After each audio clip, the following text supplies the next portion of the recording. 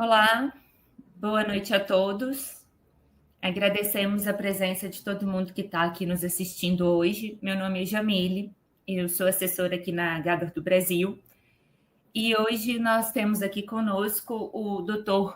Jimmy Fardini, que vai conversar com a gente sobre sistema endocannabinoide e o tratamento da dor crônica e inflamação através desse sistema. Boa noite, Dr. Jimmy. Fique à vontade, o público é seu. Muito boa noite, Jamile. Muito obrigado. É um prazer estar aqui. É sempre um prazer poder falar sobre o sistema endocannabinoide, sobre o Endocab. Então, vamos começar. Vou fazer uma apresentação aqui, colocar alguns slides para a gente poder ir conversando um pouquinho melhor sobre isso. Deixa eu botar a apresentação aqui. Vocês estão conseguindo ver direitinho? Tá tudo bem? Tá sim, tá aparecendo direitinho. Pode seguir. Beleza. Vamos lá. Quem sou eu? Sou Jimmy Fardini, sou ortopedista. Minha formação foi toda no Rio de Janeiro, tá? Eu sou especialista em joelho. Hoje eu estou morando na Bahia, mas eu sou membro da Sociedade Brasileira de Medicina do Esporte e do Exercício. Ainda faço cirurgias. Sou hoje coordenador de uma pós-graduação em medicina endocannabinoide e sou membro fundador também da Ambicam, que é a Associação Médica Brasileira de Endocannabinologia. Ou seja, o sistema endocannabinoide está se tornando já, né, um estudo, enfim, e possivelmente uma especialidade. A gente vai ver ainda como é que vai ser esse futuro. Mas é muita coisa, vocês vão ver. Então, realmente tem muito assunto e muitas patologias que a gente pode ajudar com o sistema endocannabinoide, modulando ele. E agora a gente vai conseguir... Eu vou apresentar um pouquinho sobre dor e inflamação, tá? Esse é o meu Instagram e minha página ortopediacanábica.com.br. Bom, quando a gente fala de dor, agora em 2020, a Associação de Estudos para Dor, a IASP Internacional, ela mudou a antiga denominação e hoje a gente vê como uma experiência sensitiva e emocional desagradável, subjetiva, ou seja, isso é que dificulta bastante, né, da gente entender como é que é a dor do outro, e única, porque cada ser é um ser. Semelhante àquela associada ou à lesão tecidual ou potencial, ou seja, às vezes a pessoa nem tem a lesão, mas ela tem uma potencialidade de mimetizar aquela lesão e ela gerar um desconforto. 30% da população mundial sofre de dor crônica. Aqui no Brasil, a venda de opioides cresceu bastante, aí, mais de 400%, isso até 2015, os últimos dados, e até 2018 já tem... 2020 já cresceu mais, né, infelizmente, e lá nos Estados Unidos já é uma questão de saúde pública. Então, quanto menos a gente usar opioide, é lógico que o opioide é importante, mas a gente sabe todos os efeitos colaterais e dependência que isso gera. Então, se a gente tiver alguma outra substância que possa ajudar a diminuir esse uso, é interessante. Como é que é essa transmissão? Por que a gente sente dor, né? A dor, ela é a resposta a um estímulo, né, que vai passar pela via neuronal aferente e descendente, tá? Como que acontece isso? Primeiro você tem a transdução do impulso, que vai passar pelo neurônio, normalmente neurônio periférico, que vai ser transmitido para o sistema nervoso central, que vai ser modulado e assim percebido. Então, por isso que a gente tem várias medicações que podem atuar em várias dessas etapas da dor, né? Normalmente, a grande maioria das medicações acionam a modulação da dor ou a percepção da dor. É lógico que a dor é muito difícil de tratar só apenas, muitas vezes, com uma medicação. E pior ainda, se ela é crônica. Então, fica mais difícil ainda. Por isso que a gente classifica a dor como ou uma dor fisiológica por um estímulo nociceptivo, né, uma agulhada, botar a chapa numa mão quente, a mão numa chapa quente, ou dor por inflamação, seja um trauma, seja uma doença inflamatória, seja uma inflamação em si. As dores neuropáticas, que já são derivadas de lesões nervosas, ou afecções nesse nervo, né, que já é uma coisa mais crônica, e a gente tem alguns critérios para diferenciar dor neuropática de dor nociceptiva ou inflamatória, né, alguns questionários. Tem a dor mista, que também varia muito entre dor neuropática e inflamatória, e as dores disfuncionais, que hoje a gente classifica como nociplástica, ou seja, por exemplo, fibromialgia, síndrome do intestino irritável, cefaleias, como enxaqueca, já são classificadas como uma dor disfuncional, porque muitas vezes ela é exacerbada, ela é além do que realmente o estímulo foi gerado. Então, acaba que ela fica generalizada no corpo, né, muitas vezes, e isso acaba gerando a prescrição de várias medicações que esse paciente acaba tomando e, infelizmente, muitas vezes sem efetividade.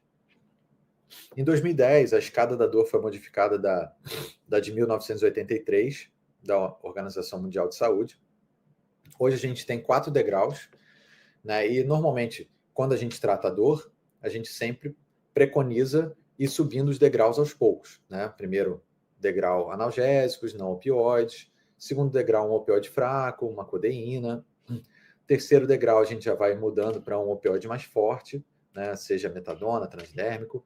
E no quarto degrau, hoje a gente tem esse advento de poder fazer bloqueios, de poder fazer terapias neurolíticas e neuromodulações que muitas vezes descem do quarto degrau para o degrau 1.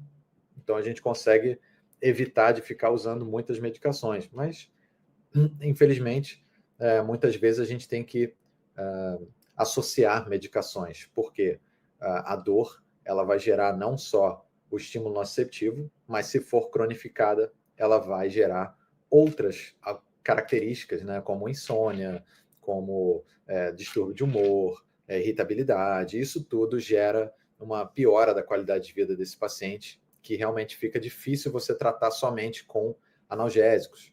E aí a gente entra com os adjuvantes, né, que são antipsicóticos, antidepressivos, ansiolíticos. Então, normalmente a gente pega um paciente com dor crônica já usando muitas coisas. E aí, essas muitas coisas geram efeitos colaterais que a gente conhece, né? Os clássicos aí dos efeitos colaterais de anti-inflamatórios não esteroidais, dos esteroidais e dos opioides. Então, a gente pode ter aquela úlcera gástrica, a inibição da ciclooxigenase, aquela dor abdominal, quando usa muito tempo. Anti-inflamatório para idoso não é indicado, insuficiência renal. Os glicocorticoides, a gente sabe que dá imunossupressão, obesidade, retenção líquida.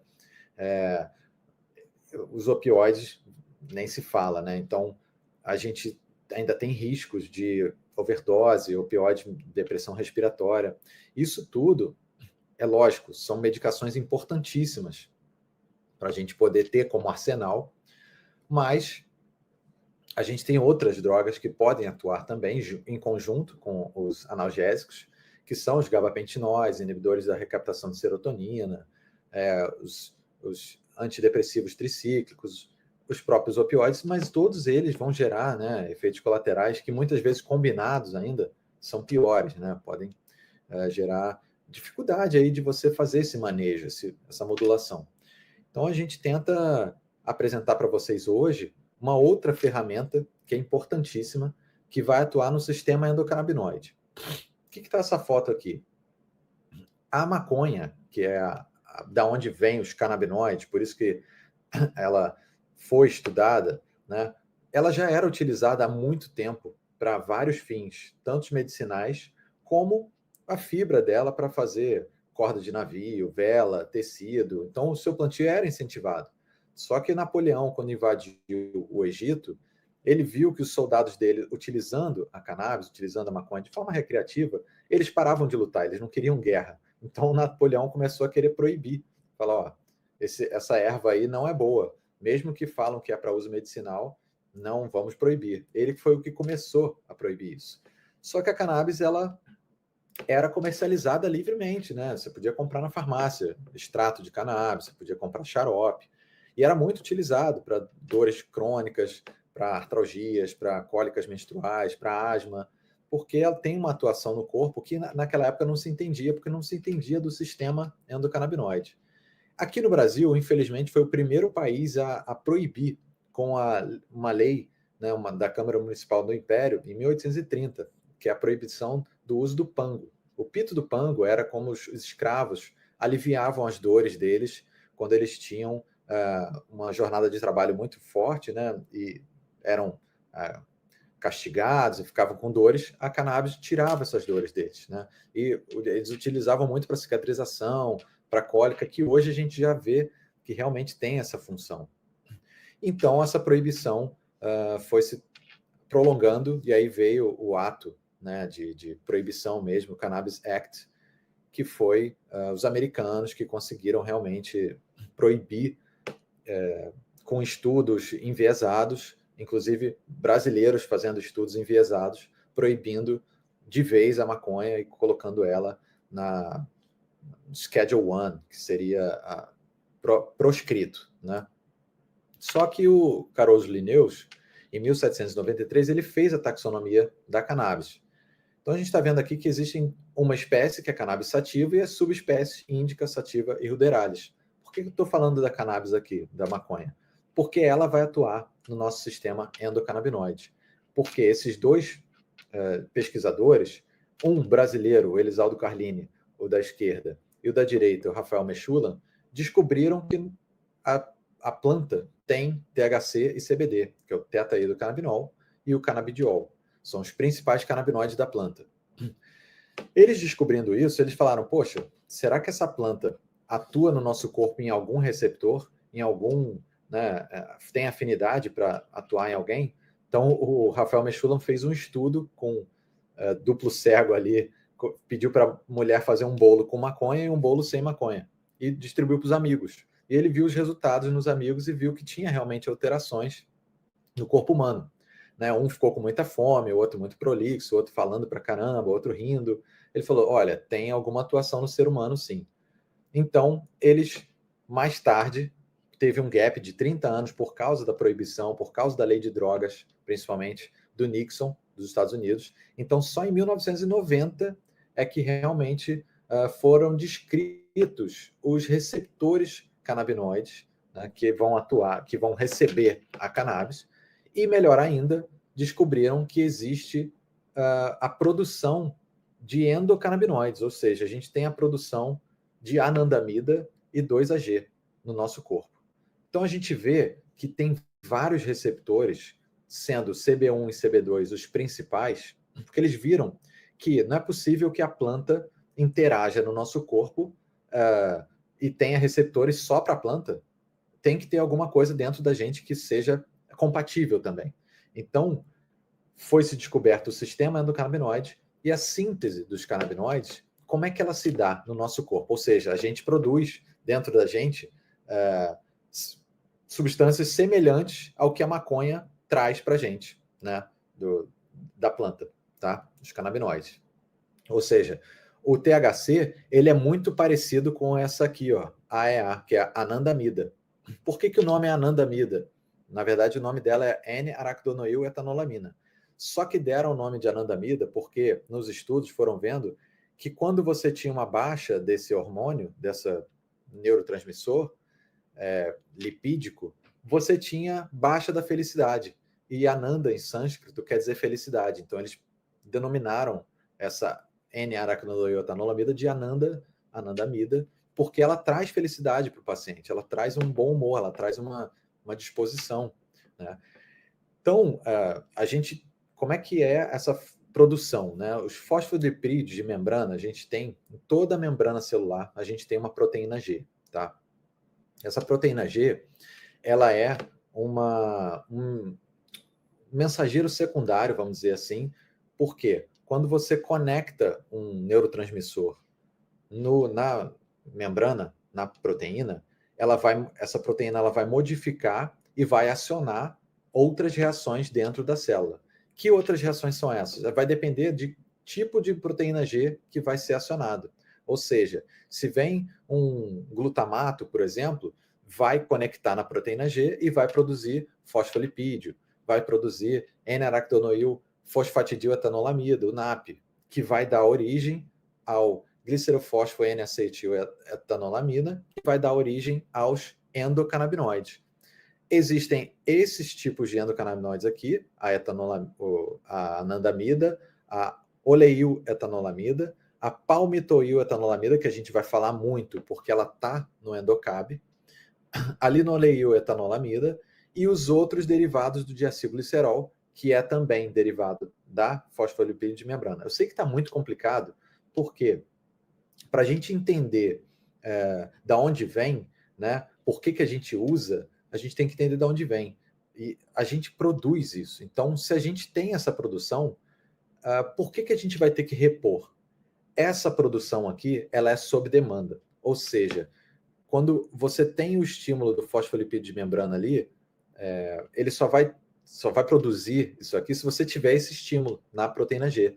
E, infelizmente, quando a gente tem uma patologia, quando a gente tem uma inflamação, quando a gente tem dor, isso fica desregulado. Então, essa produção ela não é ideal. Por isso que a gente acaba trazendo de fora, né, tanto pela planta, o canabinoide, quanto a palmitoil-etanolamida, como o endocab que a gente vai ver. Mas os dois principais endocannabinoides que a gente tem, que a gente produz, é o 2-araquidonoilglicerol, esse aqui, o 2-AG, e a etanolamina, que é a anandamida. Tá? Como é que eles atuam? Quando a anandamida é produzida, o que ela faz? Ela é produzida, e o 2-AG, esse é o único sistema do corpo, olha que interessante, o sistema endocannabinoide ele foi descoberto, e ele é o único sistema do corpo que faz o feedback para o neurônio pré-sináptico. Ou seja, se você tem um estímulo, por exemplo, você tem um glutamato que chega aqui, tem um estímulo, né, no neurônio pré-sináptico, ele tem a deflagração lá do impulso nervoso, ele vai ser produzido o glutamato e vai ser jogado na fenda, através de vesículas, na fenda sináptica e vai se conectar no neurônio pós-sináptico, fazendo passar o impulso, né, a transmissão neuronal. Só que quando que a gente antes achava que o estímulo só era acessado quando gerava muito glutamato aqui na fenda, gerava um upregulation e aí cessava, fazia um feedback e parava a produção ou o estímulo. Mas hoje a gente descobriu que o sistema endocannabinoide é o grande maestro que controla essas reações neuronais, não só neuronais como citosólicas, né? De todas as células do corpo, porque todas as células têm membrana. Então, quando você produz, quando você tem um estímulo, quando você tem uma produção ou liberação de vesícula de algum neurotransmissor, ou alguma proteína, algum lipídio principalmente, você tem a ação de feedback da anandamida e do 2-AG. Ou seja, eles é que vão falar, olha, neurônio pré-sináptico, para de produzir tanto aí, porque tem muito glutamato, né, sendo jogado na fenda. Vamos dar uma segurada, vamos fechar os canais de cálcio, vamos fechar os canais de potássio para não ter tanto estímulo. Por que eu estou falando isso? Por exemplo, a epilepsia. Por que a cannabis ajuda bastante quem tem epilepsia? Porque tem um excesso de estímulo, excesso de glutamato, por exemplo. E aí você vai lá, introduz a cannabis, a criança para de ter convulsão, porque ela vai e regula a quantidade de glutamato que está sendo jogado na fenda. Autismo, é totalmente descompensado o glutamato e o GABA no autista. Então, quando você introduz a cannabis, você consegue equilibrar, você consegue regular essa liberação de vesículas. A dor. O que é a dor? Né? É a liberação de neurotransmissores nociceptivos que vão informar, fazer toda aquela via, né, dependendo da fibra que vai acionar, fibra C, né, ou fibra rápida ou fibra lenta.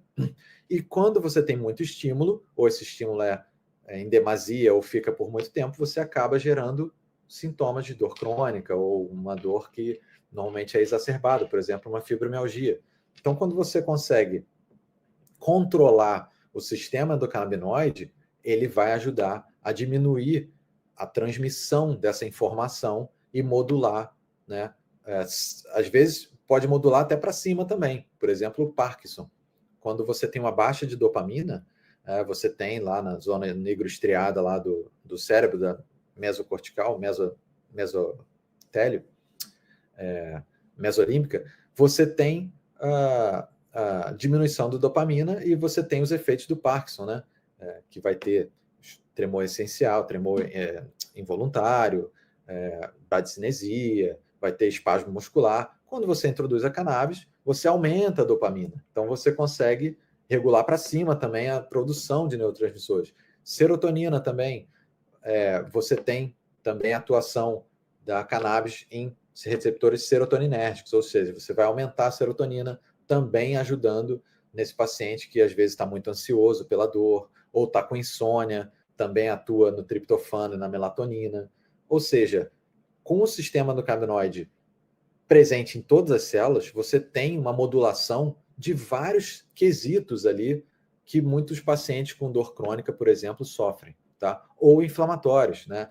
A cannabis ela promove também aumento de interleucinas anti-inflamatórias e diminui as pró-inflamatórias. Ou seja, você também atua na inflamação desse paciente e muitas vezes na inflamação periférica. O que é efeito comitiva? É a combinação tanto dos canabinoides quanto dos terpenos, dos flavonoides e dos endocannabinoides.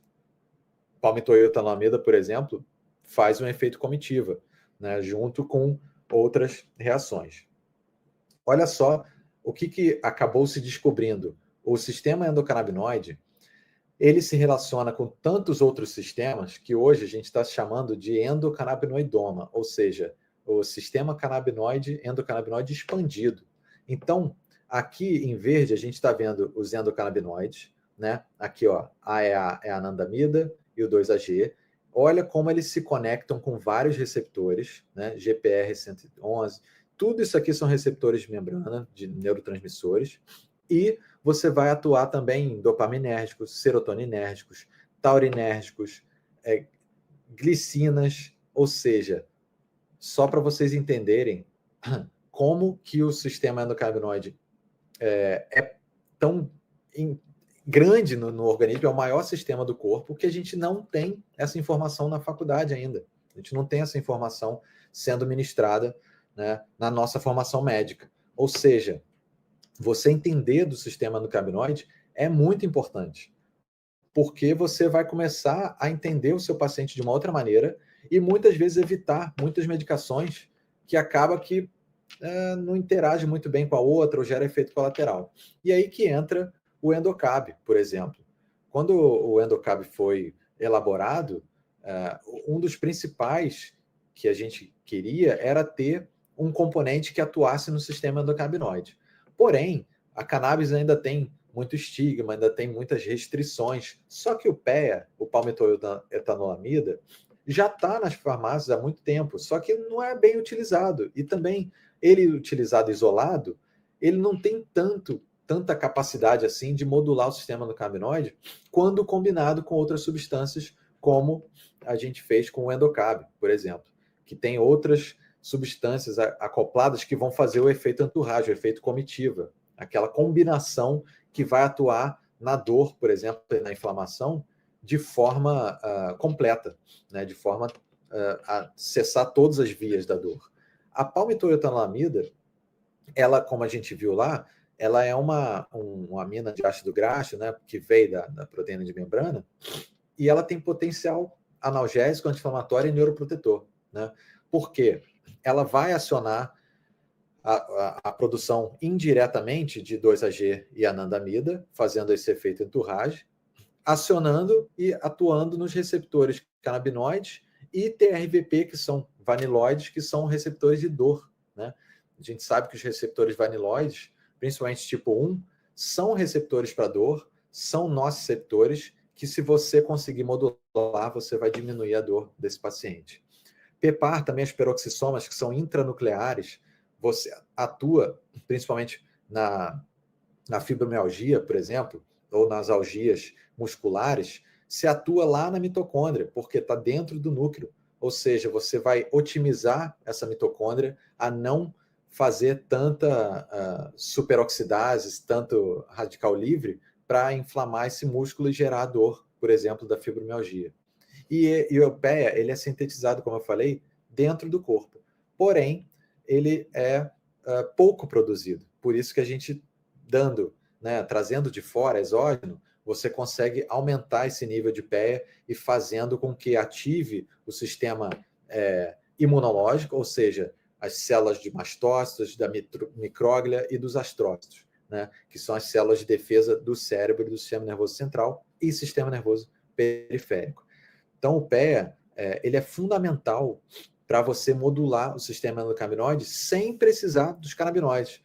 Se você fala, poxa, eu não quero prescrever cannabis, eu não quero nem aprender a prescrever cannabis, eu acho que maconha não presta, tudo bem, é sua opinião. Você sabe agora que o sistema endocannabinoide é um potente regulador do corpo. Mas se você quiser, você tem o PEA. O PEA vai te ajudar a modular o sistema endocannabinoide sem precisar, muitas vezes, dos canabinoides. Como a gente está vendo aqui, olha os receptores mecânicos, calor, frio, de pH. Os receptores vaniloides, eles em conjunto vão informar ao cérebro todos esses sintomas que vão fazer parte do estímulo nociceptivo. Então, você modular, né, os sistemas tanto de TRVP quanto indiretamente os PRPA, que é o peroxissoma, e os canabinoides, você vai conseguir ter êxito, né, numa atuação da dor muito mais do que muitas vezes um opioide que vai gerar um monte de efeito colateral e o PEA não gera efeito colateral, né, porque ele é natural do corpo ali. Então você vai ter um poderoso anti-inflamatório que está esquecido, né? Você nunca ouviu falar, não utiliza, mas tem um potencial enorme como anti-inflamatório, analgésico e neuroprotetor. Inclusive, você pode usar para Alzheimer, por exemplo, porque a gente sabe que o Alzheimer hoje é considerado até um diabetes tipo 3, porque é uma inflamação crônica, né, do cérebro, fazendo a produção ali de proteínas beta-amiloides, né, que vão impregnar os neurônios e as células da glia que vão desmoduladamente, desenfreadamente, desequilibradamente atacar o próprio neurônio, fazendo com que ele venha a apoptose. Então, se você tem alguma coisa que modula também a micróglia e os astrócitos, que são os defensores ali, os anti-inflamatórios naturais do sistema nervoso central, você consegue também ajudar quem tem Alzheimer. O analgésico, como eu já falei, né, para atuar na dor, e anti-inflamatório. Então, o PEA é fundamental para você ter como arsenal se você for tratar a dor. Modulação PEPAR, como eu falei, né, que vai regular tanto inflamação quanto dor, porque vai diminuir citocinas inflamatórias, prostaglandinas, reduzindo essa inflamação, essas citocinas todas inflamatórias que são geradas quando você tem a cascata do ácido araquidônico, né, que vai gerar tromboxano, ciclooxigenase, prostaglandinas, que são todas ativando a inflamação quando muitas vezes você não quer essa inflamação tão grande. Então, se você consegue modular isso, você tem um excelente anti-inflamatório na sua mão.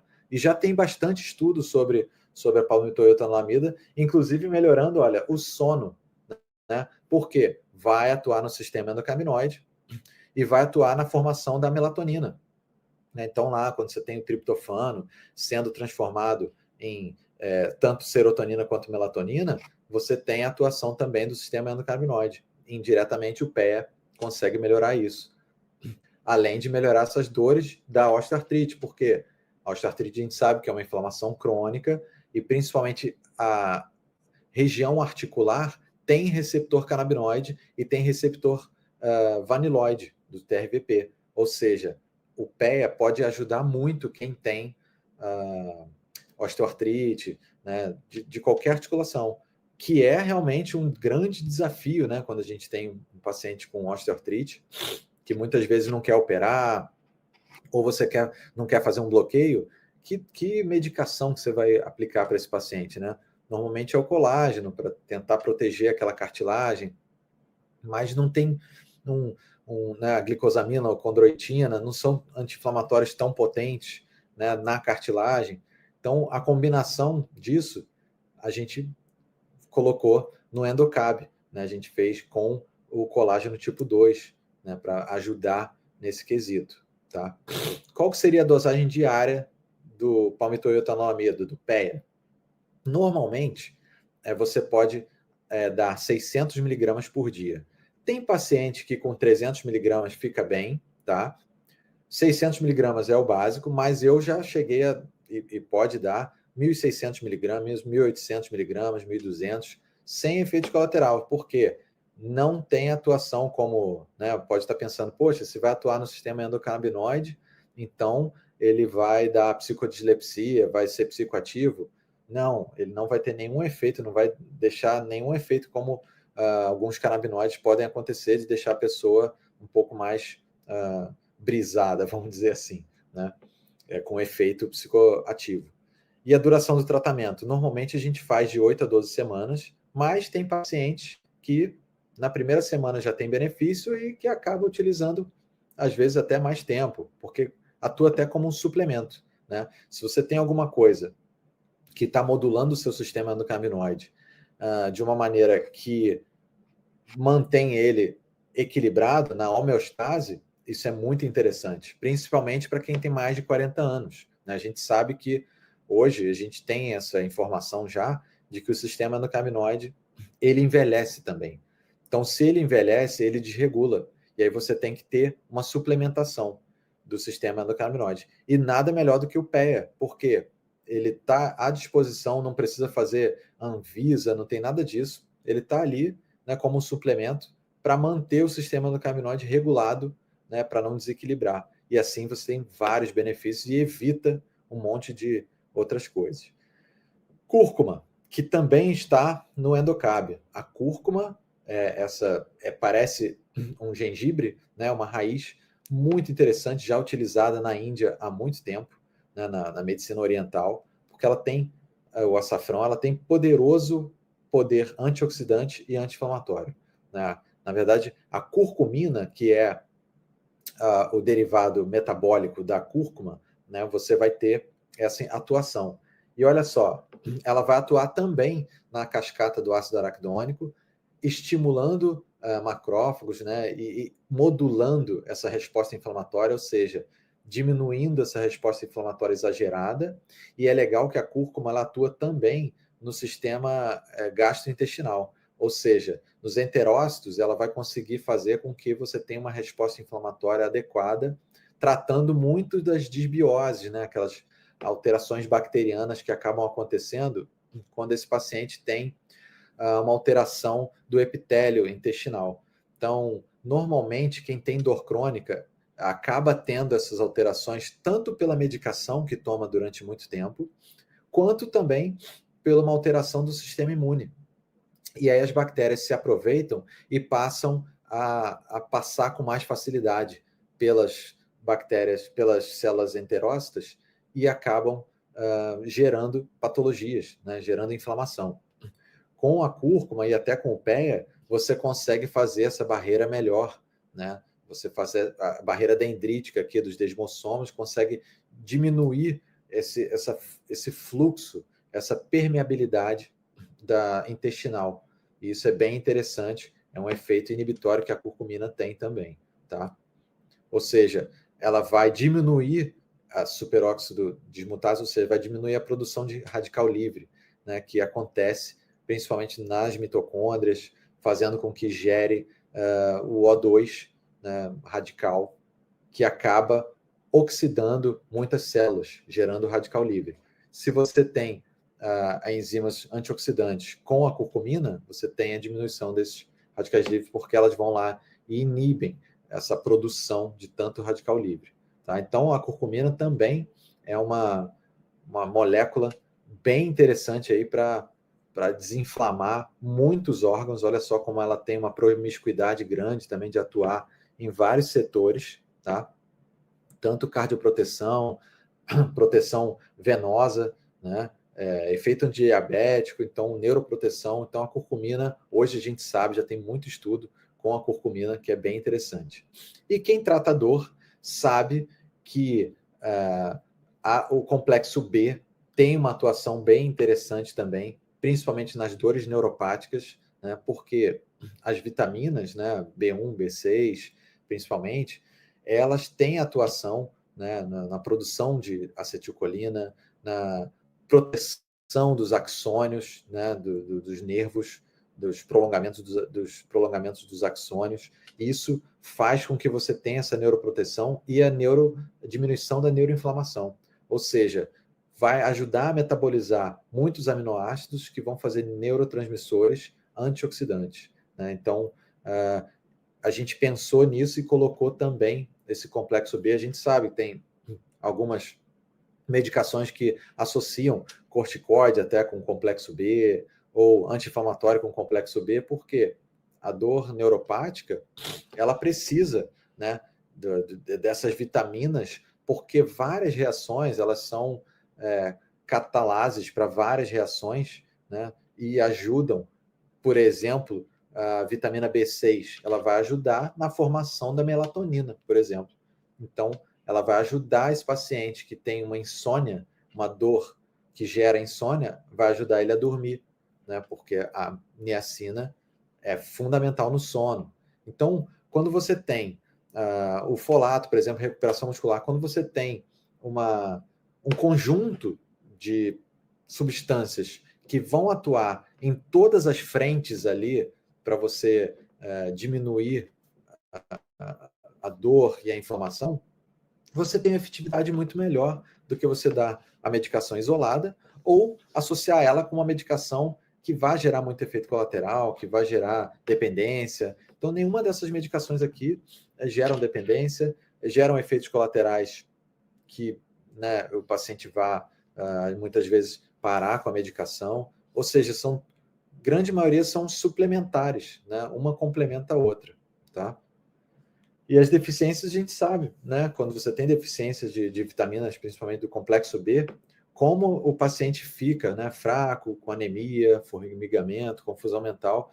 Quantos pacientes já não chegaram para você com esses sintomas e você fala, poxa, será que é essa patologia que esse paciente tem? Muitas vezes é só realmente uma falta de vitaminas, né? Você repõe isso com um exame de sangue simples, você consegue identificar, e aí repondo, você já consegue dar uma qualidade de vida muito melhor para esse paciente, né? E o colágeno tipo 2, que está no Endocab também, né, que é o grande arsenal aí protetor da cartilagem, mas ele não atua só na cartilagem, isso que é legal. Ele vai atuar também nas inflamações, né, corporais, tá? Então, a gente também pensou nisso, falou, poxa, o que poderia também atuar de alguma forma que ajudasse a desinflamar principalmente a cartilagem, mas também fazer aquele efeito comitiva, né, junto com o complexo B, a curcumina e o PEA, né? Então, a gente já sabe que colágeno tipo 2 é 95% do colágeno da cartilagem, então, principalmente quem tem osteoartrite, doenças articulares, é fundamental você repor o colágeno tipo 2 para evitar que essa cartilagem se degrade mais e transforme o colágeno tipo 2 em colágeno tipo 1, que é o cicatricial, ele é diferenciado, ele não tem as propriedades que o colágeno tipo 2 tem para a cartilagem. Ou seja, a cartilagem vai ficando inflamada e vai ficando mais suscetível à degeneração. Então, você acaba futuramente tendo que fazer uma troca, né, dessa cartilagem, uma prótese, porque essa cartilagem vai desgastando e o paciente vai sentindo dor. Ou seja, para diminuir a dor, diminui-se a inflamação também. Hoje a gente sabe que as osteoartrite, tanto que nem se chama mais artrose, né? É osteoartrite, porque é uma inflamação crônica daquela região do osso, né? Então, essa redução do colágeno tipo 2 vai, infelizmente, aumentar o colágeno tipo 1, que vai degradar essa cartilagem, expondo o osso subcondral, gerando dor e deformidade. Quem nunca viu aí pacientes já com o joelho completamente desviado, porque a cartilagem já foi embora e o osso subcondral está sofrendo. E imagina a dor desse paciente. E muitas vezes esse paciente já tomando um monte de medicação e não tem efetividade. Então entra aí, né, mais um arsenal importantíssimo com várias substâncias em efeito comitiva para poder tratar, né, e fazer o controle, a modulação dessas citocinas inflamatórias que estão agredindo a sinóvia articular, gerando todas essas sinovite, todo esse desgaste dessa cartilagem, gerando dor crônica nesse paciente, né? Então, a administração do colágeno é fundamental para reduzir esse processo inflamatório, o desconforto que a sinovite traz, então reduz a sinovite, inibir essas metaloproteases e citocinas que vão gerar inflamação. Então, fazer com que você tenha essa reposição do colágeno tipo 2 é muito importante para o corpo. Então, o PEA com a curcumina e o cúrcuma, as vitaminas B12 e o colágeno, a gente tem esse efeito entourage, esse efeito comitivo, esse efeito combinado para gerar tanto analgesia quanto anti-inflamação e neuroproteção. E é tudo que você quer para o seu paciente, só que sem encher ele de um monte de remédio. Ou, às vezes, dá uma... Por exemplo, a gente sabe que dor crônica, existem as medicações clássicas, principalmente para fibromialgia, para osteoartrite. Você começa com anti-inflamatório, depois vai com opioide, e aí começa a perder as opções, e você vai para pregabalina, gabapentina. A gabapentina, por exemplo, e pregabalina são anticonvulsivantes, né? O que você vai usar um anticonvulsivante na dor? Eles têm uma atuação interessante, só que eles geram tanto efeito colateral porque eles são bloqueadores de canal de cálcio. Então, se você quer bloquear o canal de cálcio no neurônio, para não ter o estímulo nociceptivo que vai lá gerar a percepção da dor, beleza, você está conseguindo fazer isso com a pregabalina, só que ela não atua no sistema GABA, ela atua nesse cálcio. E esse cálcio tem em todos os neurônios, em todas as células, esses canais de cálcio, que também vão ser alterados por causa da pregabalina. Ou seja, você vai ter os efeitos colaterais que a gente sabe que os pacientes, né, reclamam muito, né? Às vezes sintomas extrapiramidais, tremores, falta de equilíbrio. Por quê? Porque está atuando de maneira generalizada numa região que, infelizmente, vai afetar outras partes, que são... que não é, na verdade, não é feito para isso, né? Ele não é um analgésico, mas ele é um adjuvante. Então, e é um recurso que muita gente acaba utilizando, né? Com efetividade, muitas vezes, mas acaba que ele vai perdendo o efeito, ou o paciente, para tirar, tem que desmamar. O Endocab, não. O Endocab, você tem essa ação analgésica, anti-inflamatória e neuroprotetora, porque está atuando principalmente no sistema endocannabinoide, sem ser um canabinoide, né? Então, o efeito combinado é bem interessante, essa tripla ação inovadora aí, com o manejo dessas dores, né, inflamatórias. Grande parte das doenças que a gente tem hoje são inflamatórias.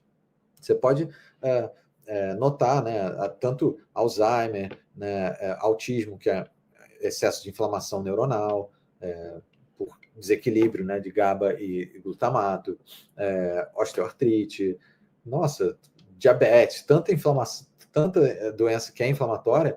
E é interessante que quando a pessoa começa a utilizar o Endocab, ela vai percebendo isso, ela vai percebendo a melhora do sono, daqui a pouco a melhora da dor, e ela vai saindo daquele círculo vicioso que ela está para um círculo muito mais virtuoso, com mais qualidade de vida, né? Então, é bem importante a gente ter essa ferramenta, esse arsenal ao nosso dispor, tá?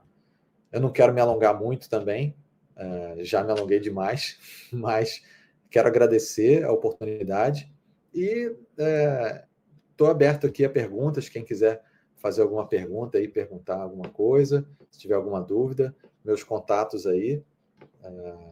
Nem sei se teve pergunta aqui, mas eu vou dar uma olhada. Jamile, me conta. Estou aqui. Pergunta nós não tivemos, mas nós tivemos 2 comentários interessantes. Um da Gisele Santos, falando do excelente conteúdo, muitas abordagens importantes e interessantes para colaborar com a rotina de muitos profissionais da saúde. Que bom. E o Everaldo diz que toda ação voltada para a qualidade de vida da pessoa em comorbidade faz a diferença. Com certeza. O que eu sempre falo é que, normalmente, né, não é só a medicação que vai salvar esse paciente. Você vai ter que fazer toda uma mudança de hábitos do paciente, né? O paciente é que vai ser o grande protagonista. A gente está aqui mais para tutorar mesmo, para orientar, para promover qualidade de vida para esse paciente. Mas o grande responsável mesmo vai ser ele de mudar os seus hábitos. né? Não pode, óbvio, uma educação. Seu Mas áudio está a gente falhando um pensou, né, pouco em no fazer um final. Você pode repetir as suas últimas falhou um pouco. frases?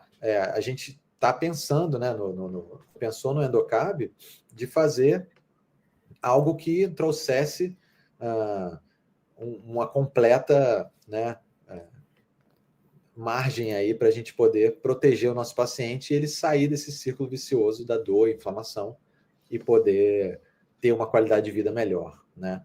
Então, eu fico muito grato de poder estar aqui falando disso, né, e fazer parte desse time aí, e continuo, né, aqui disponível, quem quiser saber mais sobre, sei lá, sistema endocannabinoide, sobre Endocab, pode me acionar também nas minhas redes, né, que a gente conversa e, enfim, estamos aí. Então, muito obrigada, Dr. Jamie, pela ótima explicação de todos os detalhes.